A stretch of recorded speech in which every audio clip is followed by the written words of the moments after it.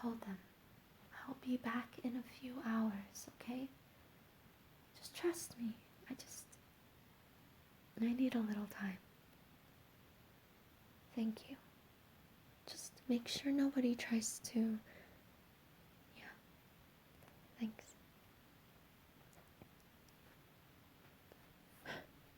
Oh, I'm sorry. I had no idea anybody else was here. Oh, no, don't apologize. This is a public garden after all. You're not required to stay in one place, or you're not allowed to go somewhere else. You're more than welcome to stick around and we'll stay. I can go somewhere else if you want to be alone. You don't? Well then, in that case, may I sit next to you? I only ask because it's the only bench here. Thank you.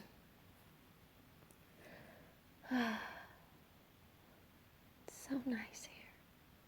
So quiet and peaceful. A little too quiet? Well, I suppose so, in some senses of the word.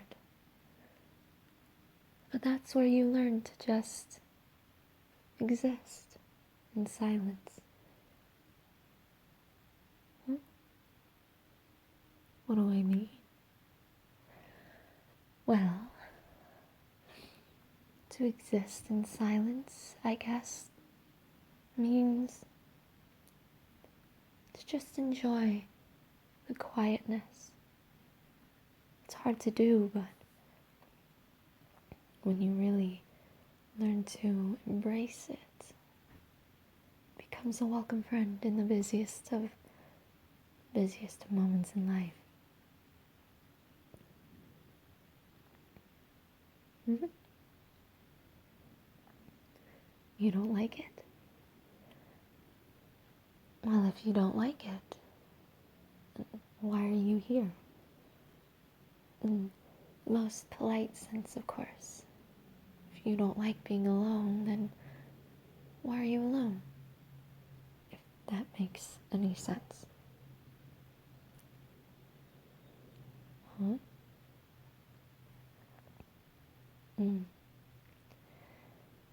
Nobody to spend time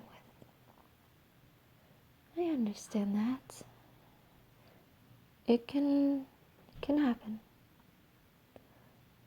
I'm sure your friends would love to spend time with you, and perhaps they're just a little busy. Not many? Well, that shouldn't matter as long as the friendships that you do have, well, are valuable. Oh, I'm sure they think the same way. You shouldn't be worried about it. Besides, even if they tend to be really busy quite frequently, there's nothing wrong with being alone every once in a while. Or for a long while.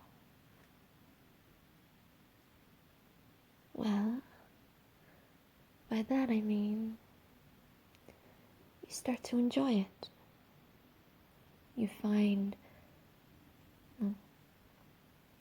almost find joy in the solitude. And then when you're around shallow people, the wrong kind of people, you don't really want to be associated with them. You already don't want to be associated with the wrong people. Well, that's good. Hopefully, well, I would like to assume you're a good judge of character. You'd like to think you are. I'm sure you are. So through that, it's sometimes harder to make friends, especially when you know deep down that the person that you're trying to befriend is really no good. I know it's it's a little harsh, but sometimes, people are only out there for themselves, and you have to make sure you know how to distance yourself from them. Well, how do I know this? It's through my occupation, I suppose. It's a lifelong thing, and I have to learn to discern between people who are trustworthy, people who are okay but should be watched over, and then people who I should just completely avoid entirely. Exactly. Both for myself and those I care about.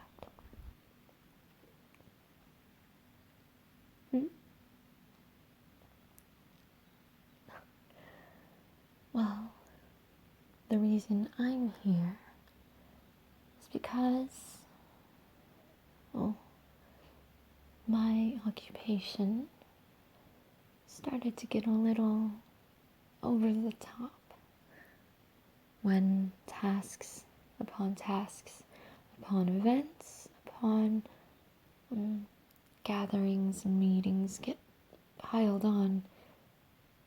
You start to get either a little burnt out and drained, or you just need some silence. That's where I'm at right now.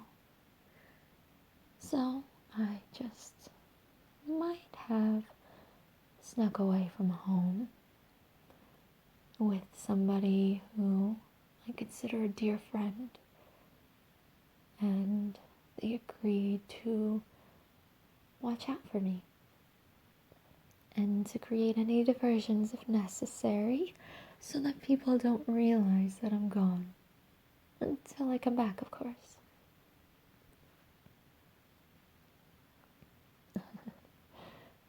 Will I get into trouble?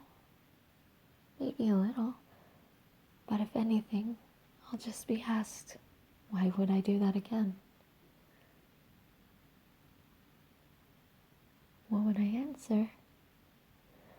Well, I would say I did it again because I needed some peace and quiet.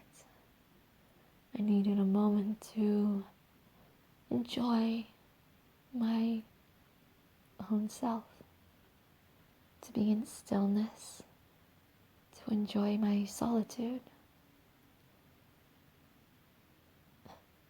Yes.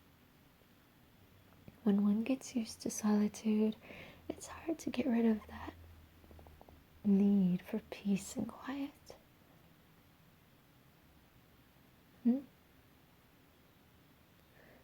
How did I find joy in it? Well, it's very difficult. I did used to feel extremely lonely, like you might. But then I started to look at things just a little differently. Sure, I might be by myself, but one, nobody has to tell me what to do here except for myself.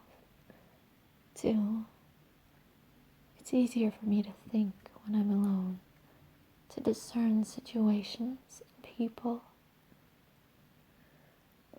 and also to breathe, to feel free for a moment from responsibilities and tasks, mundane tasks that people like me have to go through. Oh, I mean it in a good sense, people like me, but like I said, it can get pretty overbearing at times.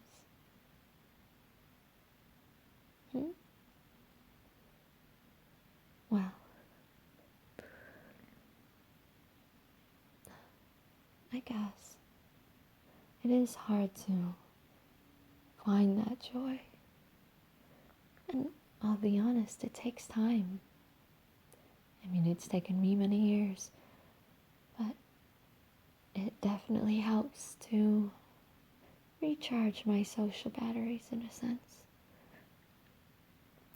Being alone, being in solitude, brings peace and joy and relief. You have no idea. So, if I may offer any advice, it's to learn the difference first between being alone and being in solitude, between the feeling of loneliness and the feeling of I don't have to listen to anybody except for myself. I mean, we could eat ice cream or sweets out here, and nobody could tell us no. Exactly, because nobody else is around. The only one who can tell us no is ourselves. And it's nice. Exactly. Especially if you're used to having people telling you what to do. It gets very tiring very quickly. Trust me, you're never alone. You don't have to be alone. In fact, my challenge for you is to learn how to enjoy being with yourself and only with yourself. You learn a lot about who you are when you're alone, when you're in solitude. Well, yes, because it's only you, yourself, and the universe. And then, when you're ready, and when you feel like you've learned what you need to learn, and trust me, you'll know what I'm talking about once you get there, come to the palace. That's where I work, I guess. And ask to see me. And then we can spend time together as friends. And I would love to hear the stories that you have about what you've learned about yourself. Oh, I must go. It seems like I'm being called a little early to leave. Just ask for me at the palace. Say you're looking for the princess, okay? Yes, that's me. It's lovely to meet you, and I hope to see you soon. Yes, I know, I'm coming. Yes, I know,